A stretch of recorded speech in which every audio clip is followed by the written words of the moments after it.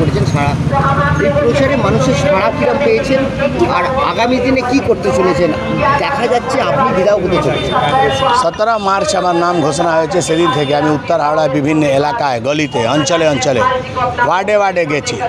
ওখানে গিয়ে আমি লোকের সমস্যার সম্মুখীন হয়েছি। কোথায় মানুষ খাবার জল পাচ্ছে না, কোথাও জল জমায়ের সমস্যা আছে, রাস্তাঘাট খারাপ আছে, চারদিকে হাহাকার, চাকরি নেই, কিছু নেই। এই পরিস্থিতিতে মানুষের কাজ তো করতে হবে, মানুষের যে আশা আছে সে আশা পূরণ করতে হবে। উত্তর হাওড়া একটা কলেজ নেই, একটা হসপিটাল নেই, উত্তর হাওড়া মানুষ পানীয় জল পাচ্ছে না, উত্তর হাওড়ায় অল্প বৃষ্টি হলে জল ভরে যাচ্ছে। আমরা কমিটমেন্ট করেছি বিজেপি সরকার হলে সব থেকে প্রথম মানুষের বাড়িতে খাবার জল 1 বছরের মধ্যে পৌঁছে দেওয়ার দায়িত্ব আমাদের। 2 বছরের মধ্যে একটা কলেজ, একটা 100 বেডে হসপিটাল, 3 বছরের মধ্যে মাস্টার প্ল্যান করে হাওড়া জল নিকাশি ব্যবস্থা দুরুস্ত করা হবে।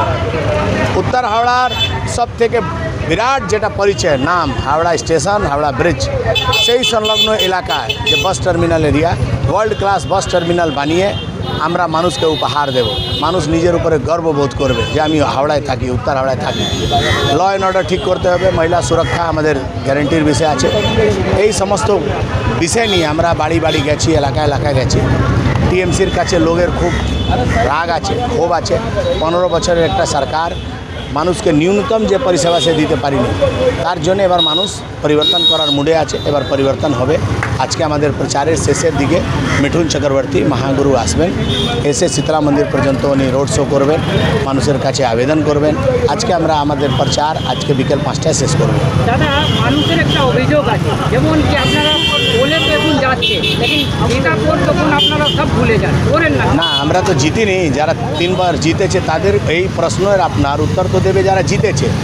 আমরা বলে যাচ্ছি আমরা তো জিতিনি। ইলেকশন জেতার পর আপনি জিতে যান, তাহলে মানে কতটা আমি তো কমিটমেন্ট করছি 1 বছরের মধ্যে পানীয় জল বাড়িতে পৌঁছাবো, 2 বছরের মধ্যে কলেজ করব, হসপিটাল করব, 3 বছরের মধ্যে হাওড়া ড্রেনেজ। আমি তো টাইম লাইন দিচ্ছি। আমি তো বলছি না আমার সরকার করবো, আমি তো বলছি আমার সরকার হলে টাইম লাইন দিয়ে দিচ্ছি। এই ডেড লাইনের ভিতরে কাজ করব। 5 বছরের পর যখন এলাকায় ভোটের জন্য নামবো, এখন আর হ্যান্ডবিল নিয়ে না, যেখানে সভা করব তার পিছনে টিভি লাগিয়ে স্ক্রিনে দেখাবো যে আমি 5 বছরে কি করেছি আর আপনি কিসের জন্য ভোট দেবেন। দাদা, আপনি যেখানে থাকেন তার পাশেই এত বড় মুসলিম বস্তি একটা, মানে পিলখানা, সেখানে কি আশা রাখেন? আমি তো কালকে প্রচারে গিয়েছিলাম, মানুষকে বলেছি উত্তর হাওড়ার বিধায়ক আপনাদের ছেলের হাতে চিলম ধরিয়েছে, আমি তাদের হাতে কলম ধরাবো।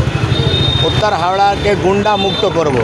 যে ছেলেরা পড়াশোনা করার পর চাকরি পাচ্ছে না, এলাকায় ঘুরে ঘুরে অপরাধ করছে, সেই সমস্ত ছেলেদেরকে চাকরি দেবে। বিজেপি তো ভেদভাব করে না, বিজেপি তো সবকা সাথ সবকা বিকাশ করে। চাকরি হলে সবারই হবে, হিন্দু মুসলমান সবার হবে। কলেজ হলে হিন্দু মুসলমান সবার ছেলেমেয়েরা পড়বে। আমরা সবার জন্য কাজ করব। ভরসা রেখে মানুষ আমাকে ভোট দেবে, মুসলিম এলাকা থেকেও। এবার আমি আগের যত ভোট পেয়েছি তার থেকে অনেক বেশি ভোট পাবো। দাদা, 1 মাস তো আপনি পুরো ভুললেন এই এরিয়াটা, কি মানে সব থেকে মূল আপনার কাছে? মানুষ আজকের ডেটে একটা এমএলএর কাছে কি প্রত্যাশা করছে? খাবার জল, জল নিকাশি, এটা এমএলএর কাজ। মানুষ বলছে যে আমার জল নিকাশি হলেই হলো। এরা ভুলে গেছে যে এমএলএর কাজ কি। এমএলএর কাজ হচ্ছে ফ্লাইওভার করতে হবে, এমএলএর কাজ হচ্ছে হসপিটাল করতে হবে, কলেজ করতে হবে, একটা আইটিআই করতে হবে। এটা ভালো, আমি তো বলেছি, আমি তো লিখিনি। আমার সরকার হলে আমরা মেট্রো এক্সটেনশন করাবো। হাওড়া ময়দান থেকে বেলুর মঠ পর্যন্ত মেট্রো চলবে, এই থেকে সাঁতরাগাছি পর্যন্ত যাবে। আমরা কাজ করে দেখাবো। মানুষ ভরসা রেখেছে, মানুষ চাইছে পরিবর্তন। এবার পরিবর্তন হবে, ডবল ইঞ্জিনের সরকার হবে। গৌতম চৌধুরী গাফিলতি কি আছে? গৌতম চৌধুরী পূর্ণভাবে ফেল। কালকে তো উনি প্রকাশ্যে সভায় বলে দিয়েছেন যে যদি আপনার মনে হয় যে বিজেপি সরকার করছে, বিজেপি ডেভেলপমেন্ট করতে চায় পারে, তাহলে ওকে ভোট দিন। উনি স্পষ্ট বলে দিয়েছেন উনি হারছেন, এটা উনি বুঝে গেছেন, কিছু বলার নেই। 29 তারিখ পরশু দিন মানুষ ভোট দেবে, 4 তারিখ আপনি বুঝতে পারবেন উত্তর হাওড়া মানুষ কী চায়। প্রথম কাজ কি থাকবে দাদা আপনার? প্রথম কাজ উত্তর হাওড়া ল অ্যান্ড অর্ডার ঠিক করা। ল অ্যান্ড অর্ডার ঠিক হয়ে যাবে, অর্ধেক সমস্যা এমনিতেই ঠিক হয়ে যাবে। কালকে আপনাদের ঝামেলা পর ওখানে আইটি আবার সরানো হয়েছে, কী বলবেন আপনি? এটা ইলেকশন কমিশনের কাজ। আমাদের ঝামেলা হয়েছে সেটা পুলিশের ফেলিওর। তো যে রাস্তা থেকে একটা সেলিব্রিটি যাবে সেই রাস্তায় একটা টিএমসির অফিস, সেখানে একটা পুলিশ, একটা সেন্ট্রাল ফোর্স কেন ছিল না? সে আগে গার্ড যদি দিয়ে দিত ঝামেলা হতো না। সেখানে মারামারি হয়েছে, ঝামেলা হয়েছে, গাফিলতি করেছে, সাসপেন্ড হয়েছে, কোনো কিছু খারাপ দিশে নেই, ঠিক হয়েছে।